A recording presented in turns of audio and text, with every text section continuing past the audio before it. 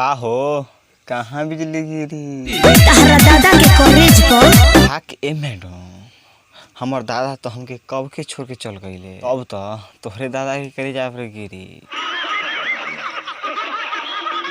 दिल्ली हरियाणा झारखंड में। ए मैडम, दिल्ली हरियाणा झारखंड जाने की कोई ज़रूरत नहीं है। समस्या क्या है? अच्छा, तो ये समस्या है। ए मैडम, तो दिल्ली हरियाणा झारखंड महामंड के चक्कर में मत पड़िए। आइए हमारे बिहार, सुहाग रात भी करेंगे। क्या कैमरामैन? अबे भोसरी के सुहाग रात नहीं स्वागत होता है। वही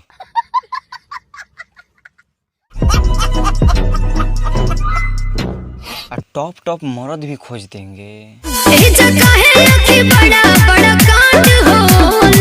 अरे पगली ले सुन, बिहार आने से पहले एक बार सोच लेना। एक बात हम तुम्हें बताते हैं। बिहार आने से पहले एक बार सोच लेना। एक बात हम तुम्हें बताते हैं। रात्रि 9 बजे के बाद यहाँ का बच्चा भी 9 साल का कट्टा लहराते हैं।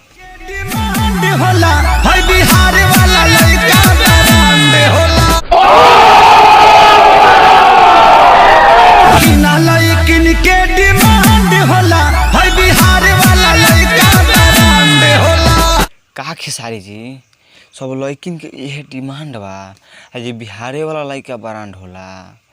तो ये खेसारी जी तो नहीं रहुए बताए ना कि यूपी वाला भैया भी का होला।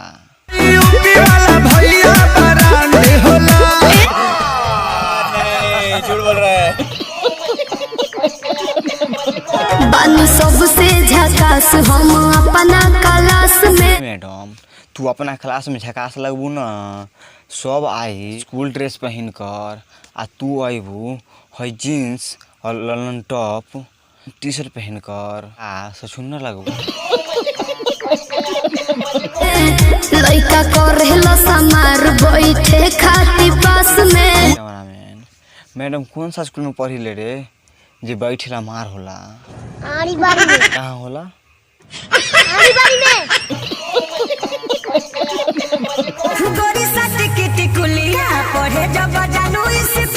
अब तक कल कोई ये भी गा सकता है, गोरी सहज के सवर के मरबाबे जब चालू तू रहरिया। आप तो एकदम राइमिंग बोल गए भैया जी। तो भाई लोग, वीडियो पसंद आयल है तो वीडियो को कर दी लाइक, और चैनल पे नहीं है तो चैनल को कर दी सब्सक्राइब। और मिला था नेक्स्ट वीडियो में नेक्स्ट टॉपिक के साथ।